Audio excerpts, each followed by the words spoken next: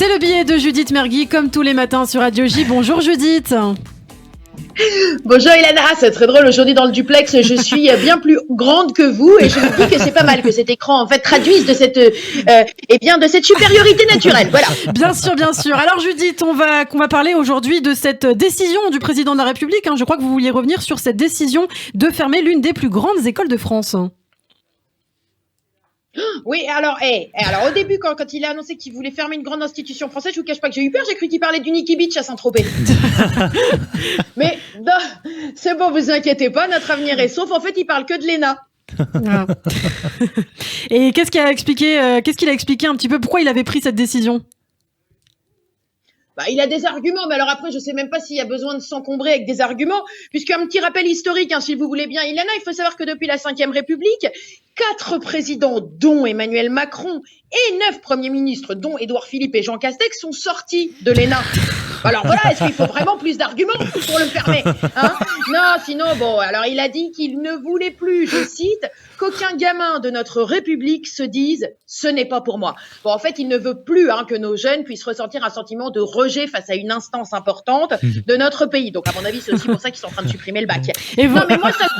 Je comprends. Bon, vous voulez dire que vous avez rencontré ce sentiment aussi d'abandon d'une de nos institutions républicaines, c'est ça ? Évidemment, et je sais que tout le monde se souvient que j'ai été moi-même très blessée. J'ai mal vécu ce renvoi de la saison 11 de la Villa des Cœurs Brisés. Et oui, un événement qui a affecté la France, bien sûr. Oui, c'est marrant, vous savez, elle a enfin compris le sarcasme.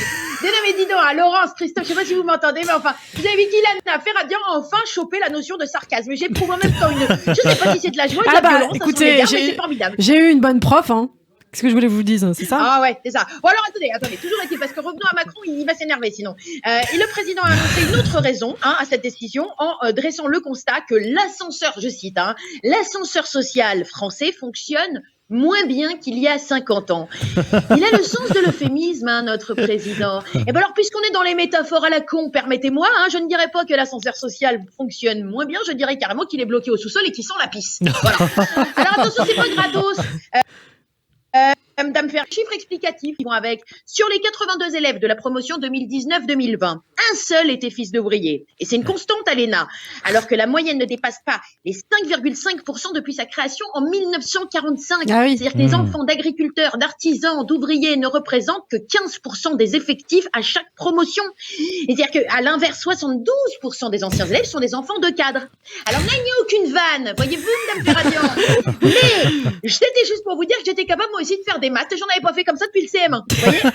Alors, plus sérieusement, notre président a dit que les hommes et les femmes qui en sortaient n'étaient plus en phase avec leur temps, et qu'il désirait y moderniser l'enseignement afin que les diplômés soient véritablement préparés à régner. Pardon, à gouverner.